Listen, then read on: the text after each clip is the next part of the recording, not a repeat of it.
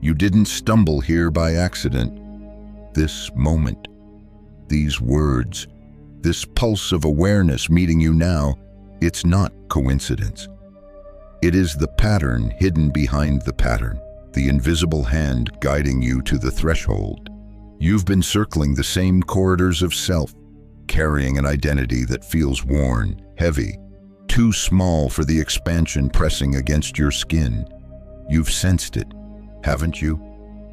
That the old structure trembles, the mask slips, the echo of yesterday's version no longer fits.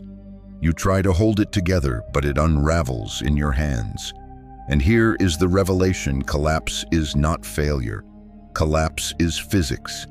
Just as a star implodes before it shines brighter, your old self must dissolve for the next constellation of you to emerge. Think of water at its boiling point, no longer liquid, not yet vapor poised between worlds. That's where you are now, suspended in a threshold that feels uncertain, but is in truth overflowing with potential. You may feel disoriented, as if the ground beneath you is shifting. You may hear the ego whisper of endings, but what's actually breaking is the shell, not the seed. Your consciousness has outgrown the container it once called home, and if you dare, in this exact moment, to stop resisting the unraveling and instead open to it, you activate the quantum shift. You step into the magnificent unknown where every version of you waits, shimmering like stars, ready for your choosing. The shell is breaking, and with it comes the tremor of instability. Yet within that instability lies the secret of transformation. Collapse is never random. Collapse is nature's precision at work. When your old self begins to unravel, it mirrors what physicists describe in phase transitions. Think of water as it's heated. For a time, it holds together as liquid. Yet under the surface, molecules are agitated, restless, vibrating beyond their usual bonds. Then suddenly it leaps into steam. One instant it's stable, the next it's something else entirely. No halfway house, no gradual slope, just an invisible line crossed and a new state born. Your identity follows the same law. Who you were holds its shape until the frequency of your consciousness makes it impossible to stay contained. Suddenly, the familiar collapses, thoughts feel alien, habits lose their power. Desires shift as though carried off by tides you can't see. And in the place of certainty comes a strange weightlessness, an unmoored drifting. This is not regression. This is the system reorganizing itself at a higher level of complexity. Imagine a caterpillar dissolving within its cocoon. Its body literally breaks down into a nutrient soup. Every structure it knew dismantled, so the butterfly blueprint hidden in its cells can awaken. That dissolution is not destruction, it is design. Yet here lies the paradox: while nature embraces collapse as part of evolution, human beings often resist it. You've been taught to equate stability with safety, predictability with progress, sameness with success. So when collapse comes, it feels like betrayal. The job that once anchored you suddenly feels suffocating. The relationship that once gave comfort begins to ache with dissonance. The goals that once drove you lose all urgency. And because society worships consistency, you are conditioned to interpret this unraveling as failure. But what if collapse is not the enemy of growth, but its very engine? What if the breakdown of the old is not punishment but initiation? Consider earthquakes. Beneath the earth, tectonic plates press and strain until pressure becomes too great. Then, in a sudden release, the ground shifts, landscapes change, and new mountains are formed. The instability is violent, yes, but it is also creative. Without collapse, the surface of the earth would remain flat and lifeless. Your inner terrain works the same. When the pressure of your expanding consciousness builds too strong, the old crust of identity cannot hold it. Cracks appear, structures tumble, And though it feels destabilizing, something new begins to rise from the rubble, a truer landscape of self. Most people miss this truth.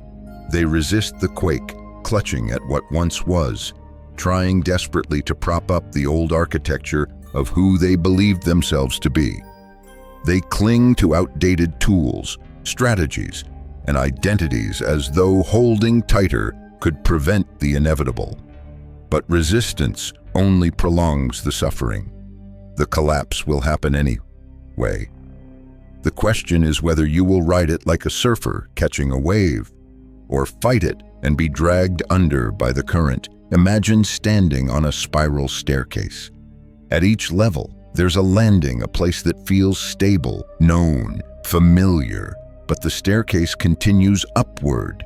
To ascend, you must leave the landing, step onto the moving arc, and trust that another landing awaits. If you refuse to move, you stagnate. If you cling to the railing, the spiral will still carry you upward, but you will experience the climb as chaos. The spiral is going to turn, whether or not you are willing. The only choice is whether to flow with it or resist it. This is the essence of collapse. It is not your destruction. It is the staircase demanding you step upward. It is the phase transition pushing you into a new state of being. It is the universal law reminding you that life does not remain frozen. It evolves. It reconfigures. It transforms. So the next time you feel the ground shaking beneath your identity, the next time your certainty dissolves into fog, the next time your plans shatter and your motivations disappear, pause. Instead of labeling it failure, call it what it truly is, the opening act of your next becoming. The old you collapses because your consciousness has outgrown its parameters, and that collapse is not your enemy. It is your initiation. The initiation begins with collapse, but collapse is only the doorway. What waits on the other side is stranger, subtler, more unnerving, the void between selves. This void is not comfortable. It is not neatly defined. It is the space where the old identity has dissolved, yet the new identity has not yet solidified. You are neither who you were nor fully who you are becoming. You hover between forms, like water suspended as vapor before condensing into a new shape. And in that suspension, the ego panics. The ego whispers you are lost. You are failing. You are disappearing. But listen closely. Those whispers are not truth. They are the death cries of a mask being peeled away. The void is not absence. It is the womb of creation itself. It is the fertile darkness from which galaxies emerge, the interval of silence that allows the symphony to rise, the pause in breath where the body gathers strength before exhale. Most people misinterpret the void as crisis. They call it depression, confusion, identity loss. They try to numb it, escape it, or force clarity where clarity cannot yet exist. They race to fill the emptiness with distractions, relationships, or old patterns that no longer fit. Yet the void is not meant to be filled. It is meant to be entered. Consider the night sky. From a distance, it looks empty. But in truth, it is overflowing with potential billions of stars forming, collapsing, rebirthing in cycles unseen to the naked eye. That apparent emptiness is the most creative field in existence. The void within you functions the same way. What looks like nothingness is actually buzzing with infinite potential, possibilities shimmering like quantum states waiting to be observed into reality. Here's the paradox: the more you resist the void, the longer it consumes you. But when you soften into it, when you surrender to its mystery, it begins to reveal itself not as absence, but as gestation. The new you is incubating in silence, in stillness, in the unformed chaos of the in-between. Imagine a seed buried underground. For weeks, it appears lifeless. No sprout, no leaf, nothing visible. Yet beneath the soil, the shell has cracked. The embryo is drinking in moisture. Roots are forming in darkness. The gardener does not panic at the silence of the soil. They trust the unseen process. Likewise, your collapse is the cracking of the shell, and your void is the fertile dark in which roots of your future self quietly spread. But let us be honest, dwelling in the void is not easy. It demands a kind of courage unfamiliar to the ego. It demands that you sit in uncertainty without reaching for answers, that you let the old self's scripts dissolve without rushing to write new ones. It demands that you trust what cannot yet be named. This is why so many spiritual traditions speak of the dark night of the soul. It is not punishment. It is apprenticeship. It is the phase where you learn to recognize the voice of your deeper self, not through noise, but through silence. In the void, the usual coordinates vanish. You cannot rely on external validation, on old habits, or even on familiar thoughts. All that remains is the raw awareness that something greater is stirring. So the question becomes, will you allow the silence to terrify you, or will you allow it to teach you? Will you interpret the void as death, or will you honor it as gestation? If you can resist the urge to rush back into the safety of the old, you discover that the void is not empty at all. It is pregnant with timelines you have not yet walked, pregnant with possibilities the old you could not perceive, pregnant with the blueprint of the self that is waiting to take form through you. This void is your invitation to let go of forcing and begin trusting, to release the illusion of control and let consciousness itself reorganize you, to become the seed that willingly dissolves so that life can surge upward through it. The void is not the end, only the beginning hiding in disguise, and from this beginning, something astonishing emerges: the power of observation itself. You've heard it whispered in physics classrooms and echoed in spiritual circles, alike the observer effect. Particles exist in many states at once, suspended in possibility, until they are observed. Then, in a blink, they collapse into one definite form. And what if I told you, friend, that your identity works in the same way in the void? Countless versions of you shimmer in superposition: the courageous you, the abundant you, the weary you, the radiant you, all orbiting like uncollapsed stars, none more real than the others until consciousness, your awareness, selects one. The old you dissolves so that this choosing can occur without interference. What you observe with focus, you become. What you align with repeatedly, you embody. But notice what usually happens. Most people observe through fear. They fixate on scarcity, on limitation, on all that could go wrong, and the quantum field, impartial as a mirror, collapses those fears into lived experience. Their observation becomes their prison. They cannot imagine that their gaze itself is shaping reality, so they repeat the same loops of identity again and again. You, however, stand at a different threshold. In collapse, the veil thins, and the raw mechanics of observation become startlingly clear. Your emotions, your thoughts, your embodied choices, these are not passive byproducts of reality. They are the selectors of reality. Each thought is a lens, each belief a tuning fork, each decision a spotlight collapsing infinite probability streams into one chosen timeline. Imagine a vast library, shelves stretching into infinity, every book containing a different version of your life.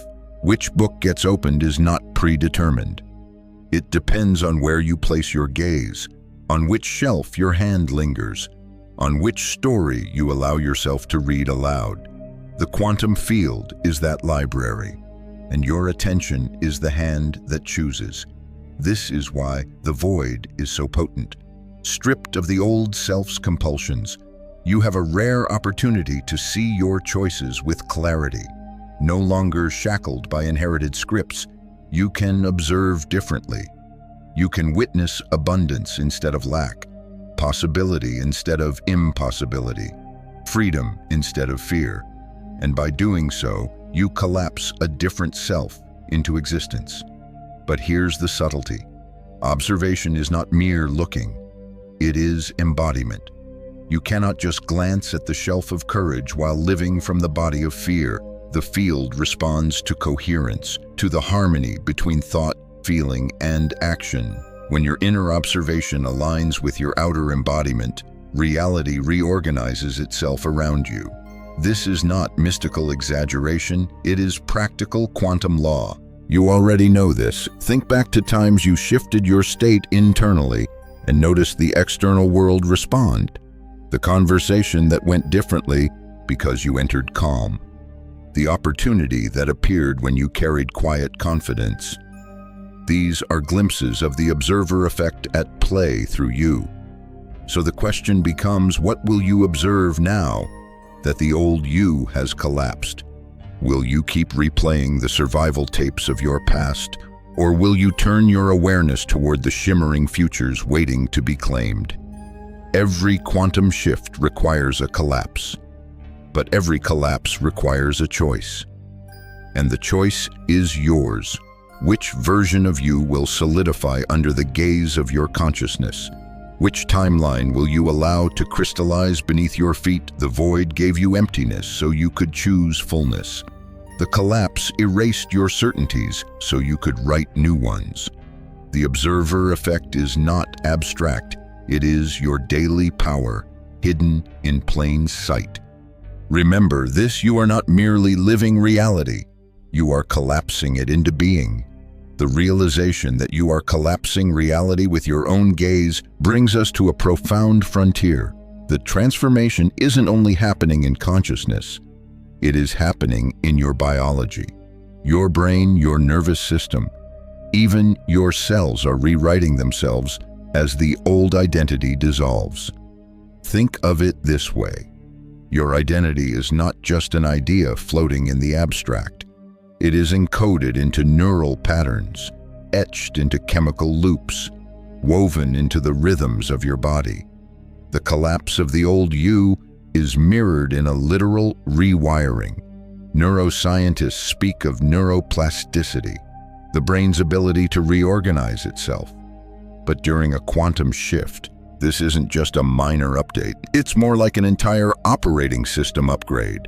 Old neural pathways, those highways of thought and reaction you've traveled thousands of times, begin to weaken. The traffic thins, and as new insights, emotions, and possibilities surge through your awareness, fresh pathways are blazed. Connections once dormant spark alive, like constellations lighting up across a dark sky. This is why collapse feels so disorienting. The mental map you use to navigate reality is dissolving. Your default mode network, the region of the brain that maintains your sense of a continuous self, loses its dominance for a time, creating space for unprecedented connections. What feels like chaos inside your head is actually new architecture being built, and it doesn't stop at the brain. Your entire nervous system recalibrates. The sympathetic and parasympathetic branches, your fight or flight, and rest and digest, begin to dance in new ways. Where once fear hijacked your body with ease, you may find a strange calm arising in situations that used to overwhelm you, or the opposite, sudden waves of sensitivity, your body alert to subtle energies, no longer dulled by the filters of the old self. These swings aren't dysfunction, they are adaptation. The system is learning to carry more voltage, to stabilize at a higher frequency of consciousness. At the cellular level, something extraordinary is happening. Epigenetic research suggests that gene expression is influenced by environment and perception. Translation: who you believe yourself to be literally switches genes on or off. The collapse of the old identity creates the conditions for dormant genetic potentials to awaken. Traits of resilience, creativity, intuition once hidden can now emerge. while outdated stress patterns fade. Your DNA itself becomes a mirror of the shift. Even your heart participates. Studies of heart coherence show that emotional states create measurable electromagnetic patterns radiating from the body during collapse. As your old emotional signatures dissolve, your heart rhythm reorganizes, broadcasting a new field. This is why others may react to you differently, sensing a change they cannot explain. You are transmitting a different song into the air around you. But let's make this tangible. Have you noticed how foods you once craved now feel heavy or wrong? How sleep patterns shift? How sensitivities heighten? These aren't random annoyances. They are signs of recalibration. Your body is no longer resonating with the inputs that match the old identity. It is aligning with the requirements of who you are becoming. This is where many panic. They interpret the rewiring as illness, the shifts as malfunction. But in truth, the body is evolving. It is the caterpillar's body dissolving into soup so that wings can form. It looks like breakdown, but it is breakthrough. So the question becomes, will you treat these shifts as problems to be fixed, or as signals of the new self integrating? Will you numb them, resist them, medicate them away, or will you listen to them as messages from your emerging biology? Your mind is rewiring, your heart is retuning, your nervous system is learning to carry more light. Collapse is not only spiritual, it is physical. It is your biology learning to house the consciousness of your future self. And when you realize this, fear gives way to awe. You are not breaking down, you are upgrading. Your biology is upgrading, but this reorganization doesn't happen in isolation. As your inner architecture changes, your outer world begins to tremble. Relationships, careers, even the environments you once called home start to feel strangely misaligned. At first, it's subtle. A conversation with an old friend that once flowed effortlessly now feels flat, as if you're both speaking in different frequencies. The work you once pursued with burning purpose suddenly feels mechanical, drained of meaning. The places where you used to feel comfortable now feel too small, too tight, like shoes a size too narrow. And you realize the collapse isn't just happening inside you, it's rippling outward, dissolving the old agreements that once kept your life stitched together. This social fracture can feel like betrayal. People who loved the old you may resist the shift. They look at you and see confusion, irresponsibility, or even arrogance. But what they are truly seeing is the dissolution of patterns they depended on for their own stability. Your transformation threatens their inertia, reminding them, consciously or not, that they too may be called to evolve. Consider the way tuning forks operate. Strike one, and another nearby begins to vibrate sympathetically, provided they share the same frequency. But if you upgrade your frequency, the old forks no longer resonate. They fall silent. This is not rejection, it is resonance doing its work. Some people will recalibrate and meet you in the new key. Others will fade, making space for those attuned to your emerging song. This applies to more than people. Entire environments may dissolve from your orbit. A neighborhood you once adored suddenly feels suffocating. A hobby that once consumed you feels hollow.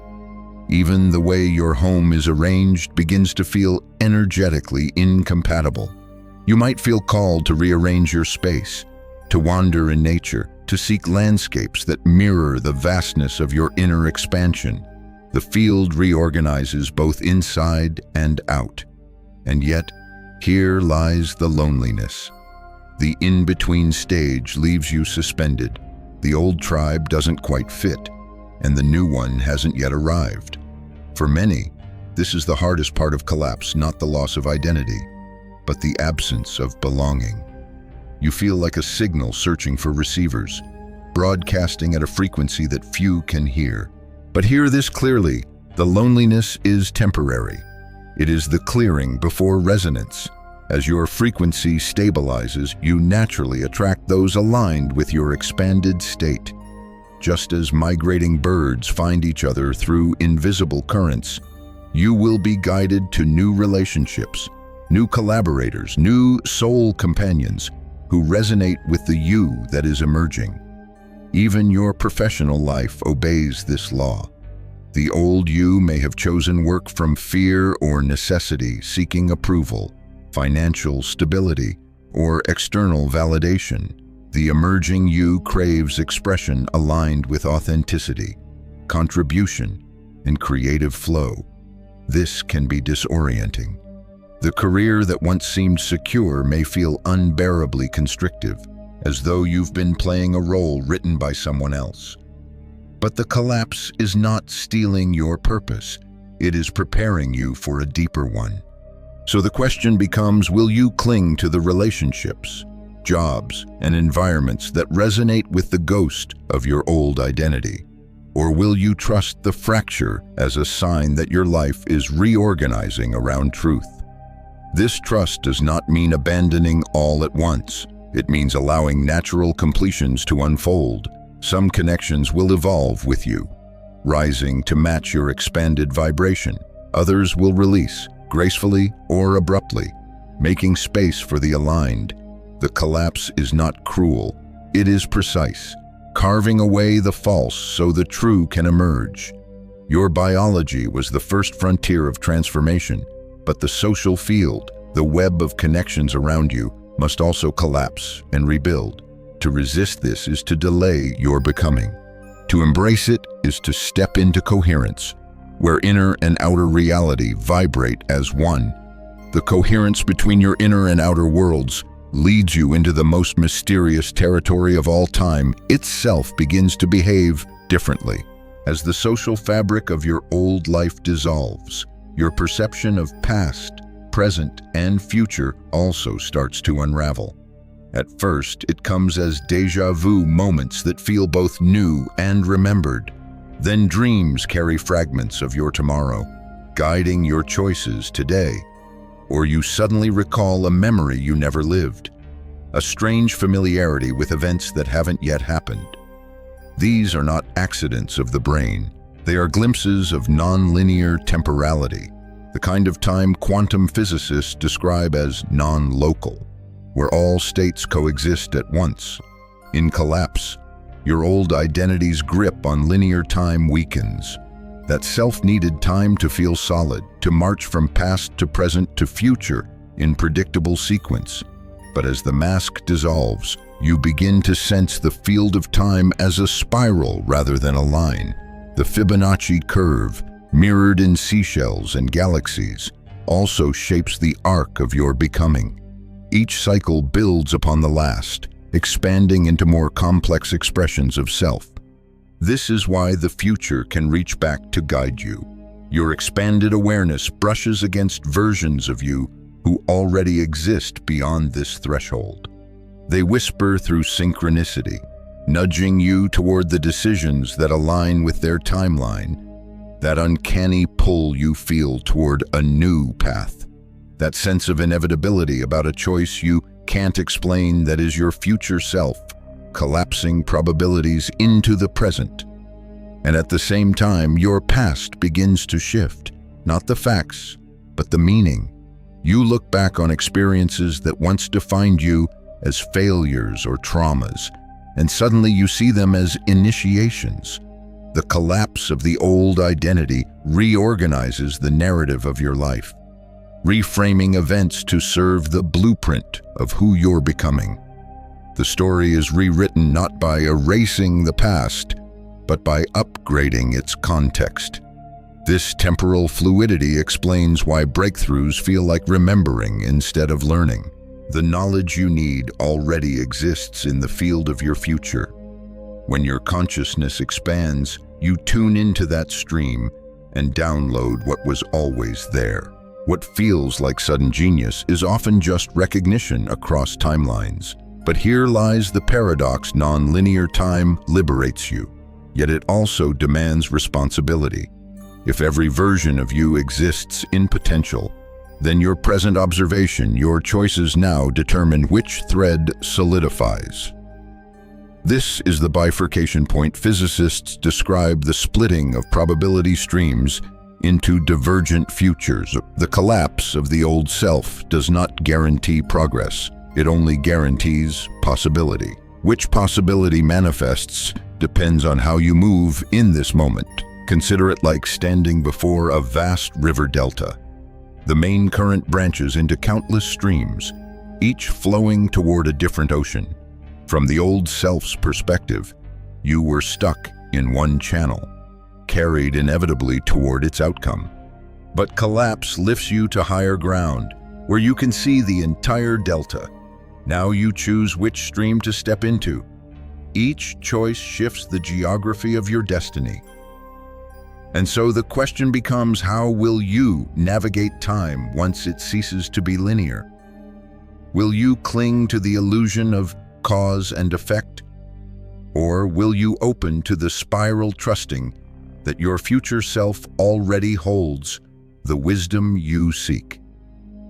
When you accept that collapse alters not only your identity, but your relationship with time, you no longer chase your future as something distant.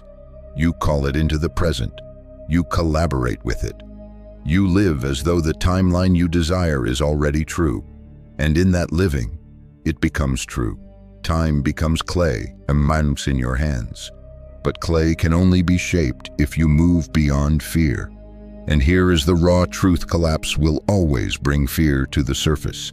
The ego interprets dissolution as death, and so fear rises like smoke from a burning house. But fear, when viewed through the lens of a collapsing identity, is not the enemy. It is a messenger. It signals that the old survival code is firing, trying to keep you anchored to what no longer fits. The pounding heart, the racing mind, the urge to cling, these are the echoes of a nervous system tuned for yesterday's self. Most people misinterpret this. They treat fear as a warning to retreat. They believe the collapse is proof they are breaking, when in truth it is proof they are expanding. Fear, in this context, is simply resistance to the unknown, not evidence of danger. Imagine fear as a guard stationed at the threshold of transformation. Its job is to ask, are you certain you want to enter? If you mistake the guard for an enemy, you will retreat into the safety of the old self. But if you recognize the guard as a test, you step forward with courage. And courage here does not mean the absence of fear. It means choosing expansion despite its presence. This is where collapse becomes alchemy. Each time you meet fear with curiosity instead of panic, its chemistry changes. The tightness in your chest becomes excitement. The trembling becomes anticipation. The unknown transforms from a void of terror into a horizon of possibility. Consider a child learning to ride a bicycle. The first wobbles feel like imminent disaster. The ground rushes up. The fear of falling takes over. But with repetition, the same sensations that once felt terrifying become thrilling. Balance emerges through persistence.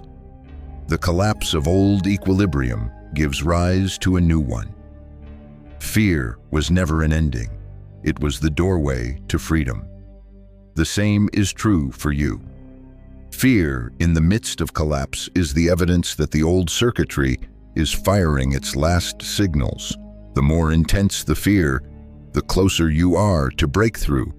This is why mystics call it the dark night before the dawn. It is not endless. It is transitional. And the moment you stop interpreting fear as failure, you unlock its hidden gift. You realize it has been pointing all along toward the edge of your next becoming. Fear says here lies the boundary of your old self. Beyond this line, you are free. So the question becomes, how will you dance with fear? Will you armor yourself against it, turning back each time it rises? Or will you let it be the compass that guides you deeper into liberation? As collapse intensifies, you may notice fear shifting shape. No longer does it only arrive as panic or dread.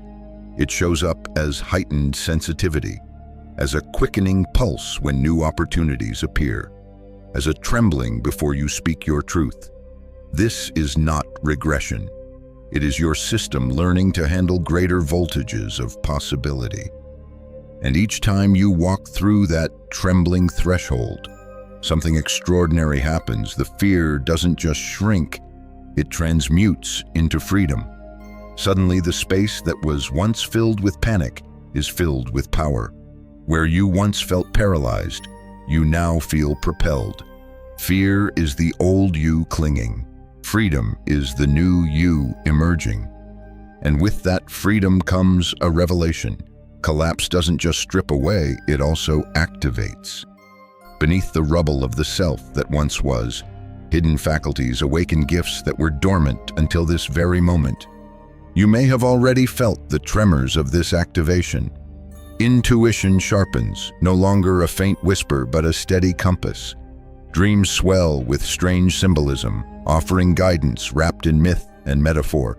Creative impulses surge through you with an urgency that feels alien, as though the universe itself were reaching for expression through your hands, your voice, your presence. These aren't random novelties, they are the capacities of the new you, surfacing as the old identity's grip dissolves. Consider creativity. The old you may have created from memory, from training, from imitation, but the collapsing self makes space for a different source. Instead of drawing only from personal experience, you begin to channel from the transpersonal, tapping into universal archetypes, collective memory and timeless symbols. Your art, your words, your choices begin to carry a resonance that others can feel, even if they cannot explain. It's as if every brushstroke or spoken phrase contains a code, awakening recognition in those who encounter it.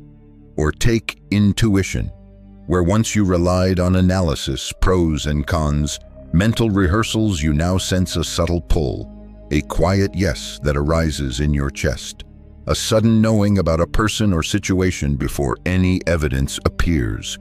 The collapse has stripped away the filters of your old self, leaving you more permeable to signals that were always there but previously drowned out by noise. Intuition is not new, it is newly accessible. Even language itself transforms. Words that once felt comfortable may now feel clumsy, inadequate to hold what you're experiencing. You reach for new metaphors, new rhythms, new ways of speaking. You may notice yourself adopting cadences that surprise you, as though your voice belongs to someone both familiar and unfamiliar. This isn't pretense, it's consciousness seeking fresh containers. And with these gifts comes responsibility. For they are not toys to dazzle with, they are tools to serve the collective. When your collapse activates intuition, creativity, or healing capacities, it is not only for your benefit, it is for those around you, for the world that resonates with your expanded field. You become a transmitter of possibility, whether you intend to or not. Yet here lies the paradox: these gifts do not fully stabilize until you stop grasping at them. If you chase them as proofs of your awakening, they slip from your hands. But when you let them flow as natural extensions of who you are becoming, they blossom effortlessly. The collapse is the soil, the surrender is the rain, and the gifts are the flowers that bloom without forcing. So the question becomes, will you treat these awakenings as curiosities? Or will you honor them as signs of your evolving identity? Will you clutch at them to inflate the ego? Or will you embody them to uplift yourself and others? This is why collapse feels like both loss and discovery. What dies is the narrow self, bound by habit and conditioning. What emerges is the expansive self, equipped with faculties you could not have accessed before. The gifts are not imported. They were always encoded in your essence, waiting for the old architecture to dissolve so they could come online, creativity flowing as if from beyond. intuition guiding with quiet certainty, expression carrying resonance beyond your own story. These are not anomalies. They are the new baseline of the self that is being born through you. The collapse has not only freed you from who you were, it has activated who you were always meant to be. The gifts awaken. Yes, but even as they blossom, another realization dawns. Collapse is not a one-time drama. It is a spiral, an endless becoming. Every threshold you cross eventually becomes the floor for the next. Every death of identity, a rehearsal for another birth.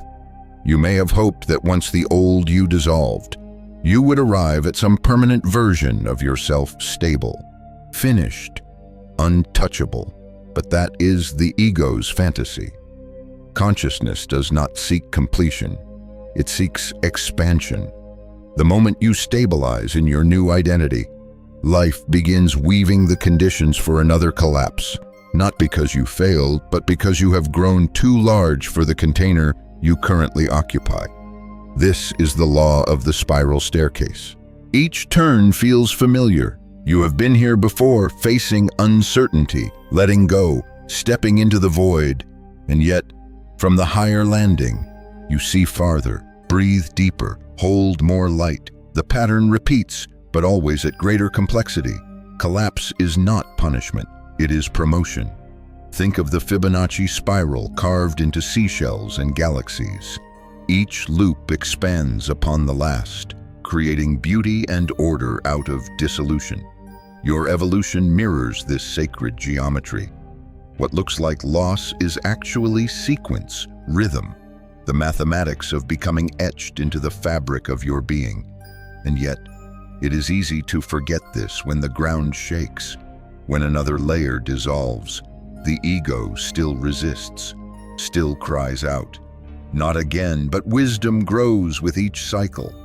You begin to recognize the signs sooner, the hollowing of old desires, the quiet fading of familiar patterns, the arrival of synchronicities nudging you toward the unknown. What once felt like chaos begins to feel like choreography. This changes everything. Instead of clinging to who you were, you start to welcome who you're becoming. Instead of fearing uncertainty, you lean into it as the place where miracles are seated. Instead of asking, "Why is this happening to me?" you whisper, "What is this making possible through me?" And slowly, the collapse becomes less terrifying and more liberating.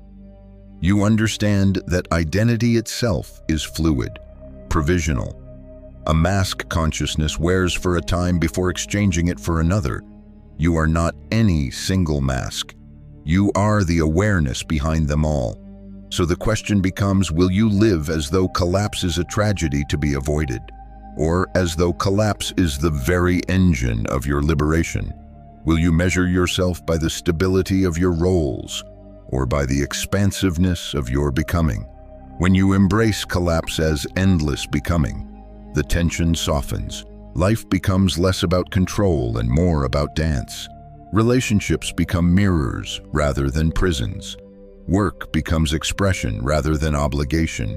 Challenges become portals rather than punishments. You begin to move with the current instead of against it. This is the liberation hiding in the pattern. You were never meant to arrive at a final version of you. You were meant to become infinite variations of you, each collapse revealing another face of your eternal essence. And so, the spiral turns once more.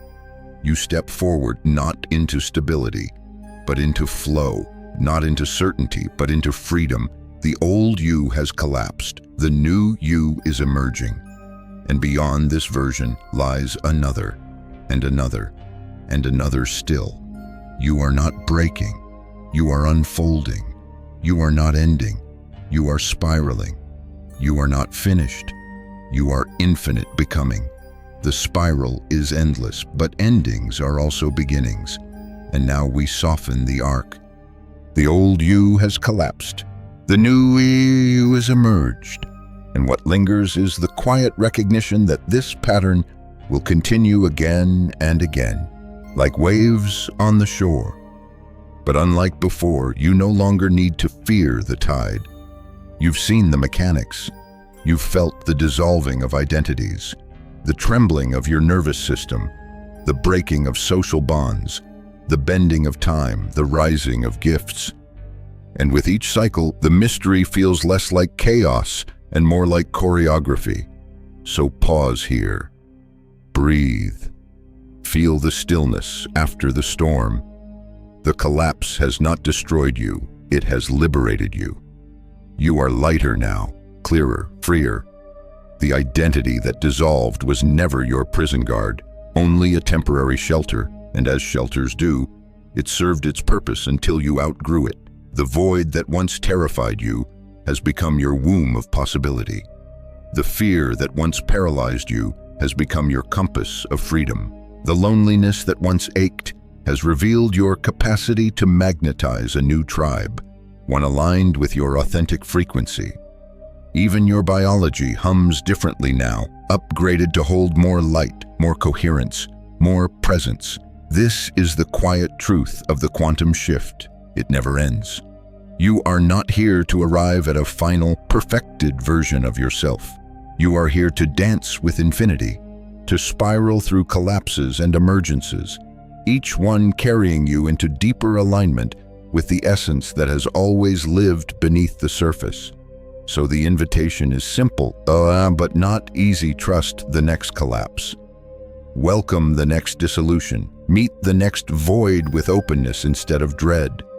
For every breakdown is coded with a breakthrough, and every ending is pregnant with beginnings. As you step forward from here, remember you are not losing yourself.